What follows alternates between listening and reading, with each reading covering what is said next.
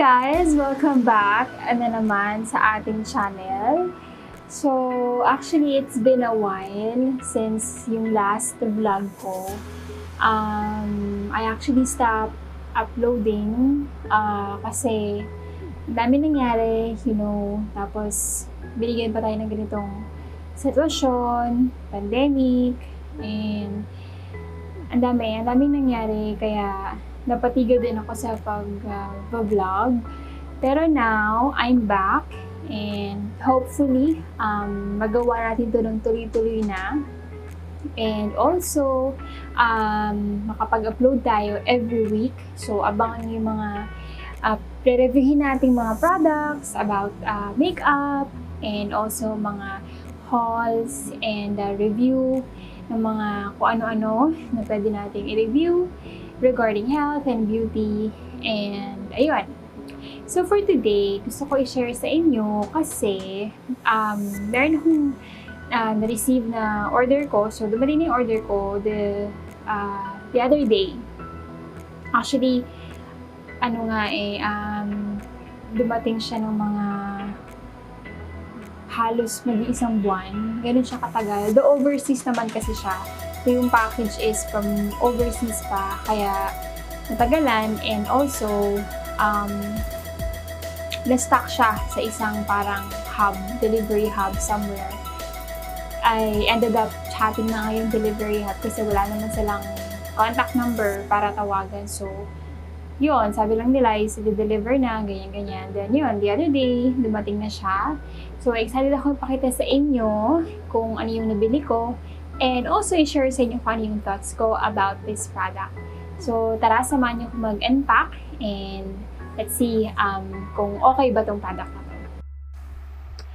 So, ito yung package, guys. Nung dumating siya kanina ko lang siya na-receive. So, tignan natin kung ano yung nasa loob niya.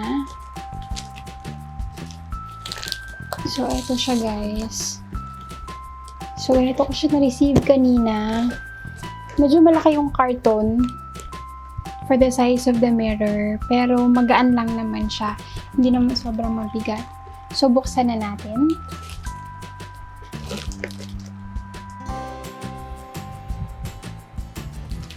Okay. So, unahin natin dito. Unahin natin yung mga tape. Naku, sana lang talaga wala siyang damage.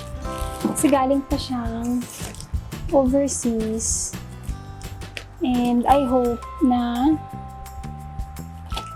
hinandle talaga nila ng maayos.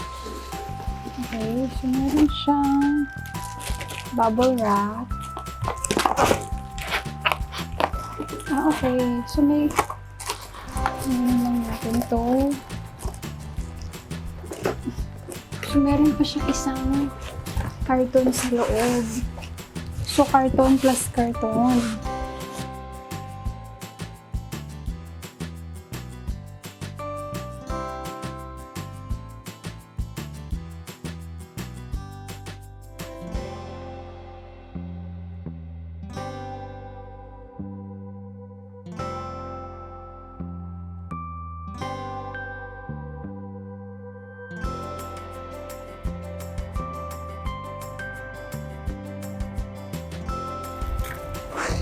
Ito siya. Meron siya nitong charger. Okay. So, meron siyang styro sa loob.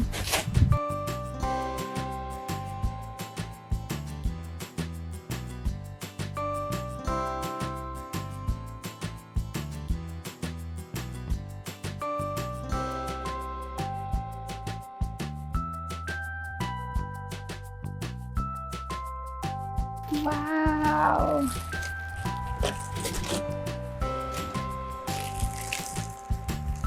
So, ito siya, guys.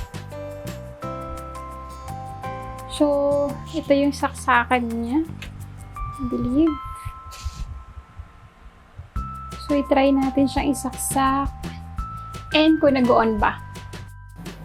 Ayun, so ito na nga. Ito na yung product na papakita natin sa inyo para mas makita nyo lalo. So, ito siya guys. So, ito yung vanity mirror na nabili ko online kasi gusto ko bumili ng vanity mirror pero ayoko yung gusto ko muna yung itry yung ganito kasi gusto ko lang naman ng wala pa kasi akong dresser. Though pangarap ko talaga magkaroon ng sarili kong big dresser kung saan meron akong malaking Hollywood vanity mirror. And so yun, since magme-makeup tayo, babalik tayo sa makeup, so I will need a bigger mirror para mas makita ko yung sarili ko and also mas okay yung lighting niya. And so ito yun, ito yung nabili ko. So, ganito siya guys. Meron siyang 12 bulbs. Ayan. So, meron siyang 12 bulbs. So, 4 sa taas. And then, yung 4 dito sa gilid sa kabila. Ayan, ganyan siya. And then, yung saksakan niya, nasa likod. Ito. For the lights. So, isasaksak yun natin yan mamaya para i-test natin. So, pansin nyo, maliliit lang yung bulbs niya and yung wala siyang nakabaon lang siya. So, parang Hollywood mirror style talaga siya. And then, made of metal yung niya, ito. Tsaka yung dito sa base. And then, meron siyang parang stopper na rubber para hindi madulas.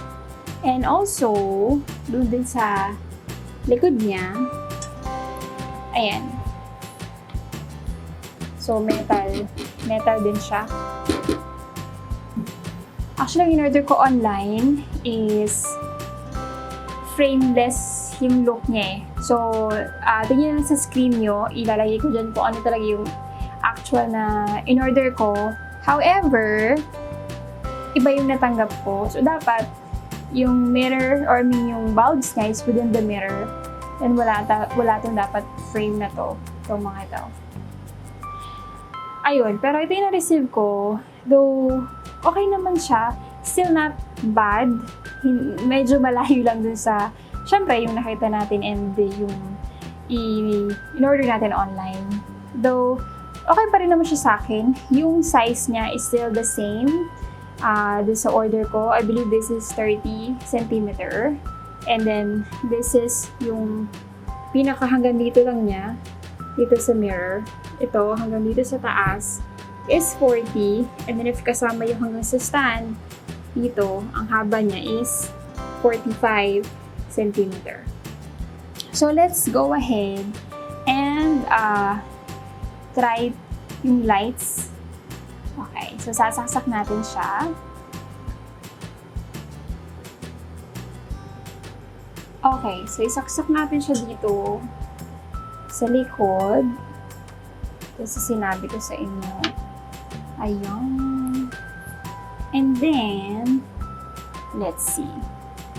So, yung on and off niya is nasa mirror itself. Ito. So, actually ito may dalawa siyang kulay. Isang warm white and isang white. So, try natin i-press itong isa. Yan, para mas kita niyo. Medyo mabigat lang siya, guys. There. So, yun yung white. And then yung isa, yung warm. So, anihin natin. Palakasin natin siya. So, para mapalakas mo siya, you just have to press yung una ng yan, matagal. Hanggang sa mag-light talaga siya. Ayan. So, ito siya. So, check natin kapag wala tayo nung ring light, kung ano yung itsura niya. Kasi may ring light eh, kaya medyo hindi nyo na kikita yung light. So, check natin. Patayin mo natin yung ring light.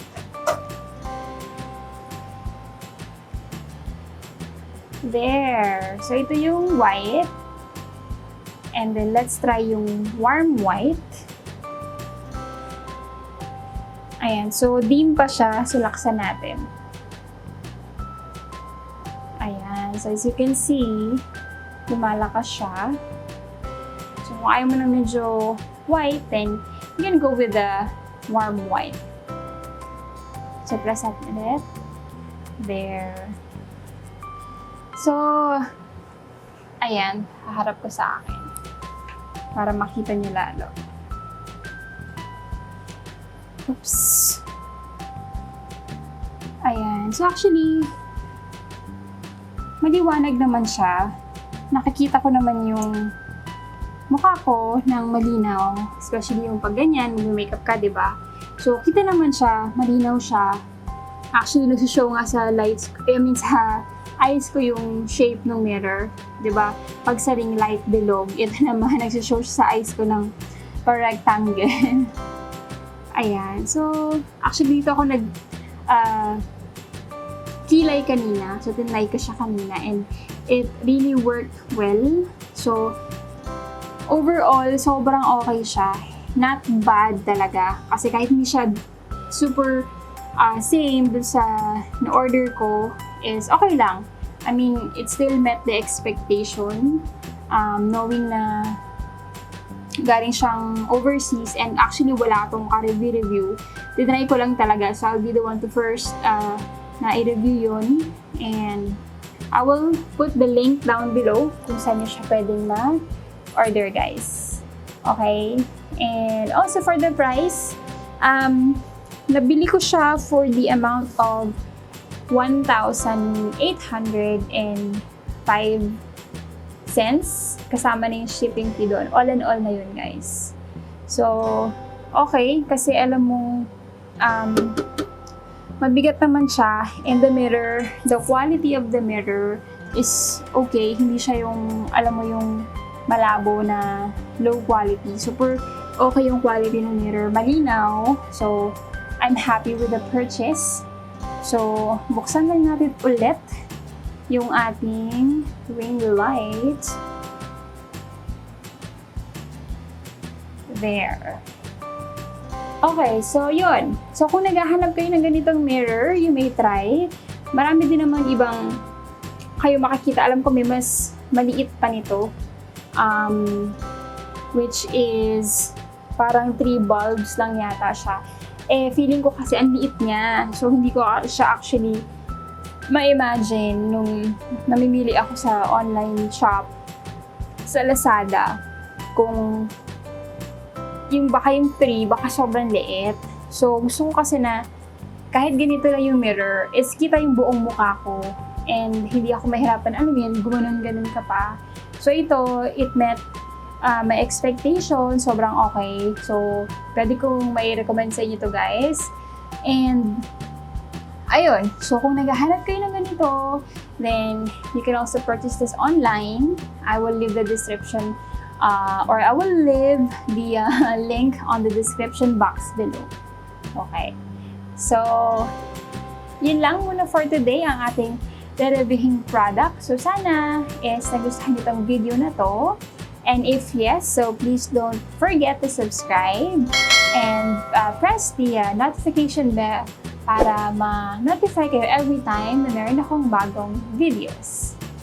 Okay, so again, thank you for watching, guys, and I'll see you again on my next video. Bye!